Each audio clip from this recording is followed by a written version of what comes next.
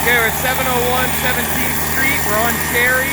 We're saw cutting 18 inches off a curb and gutter.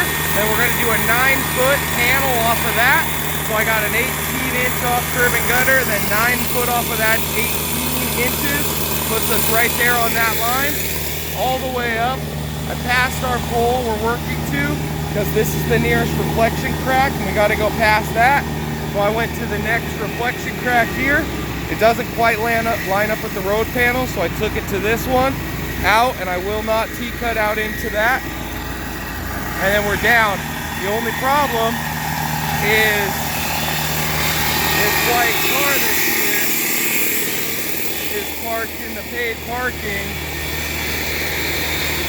and so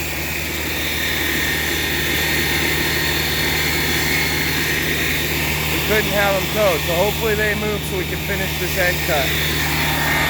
And that's it.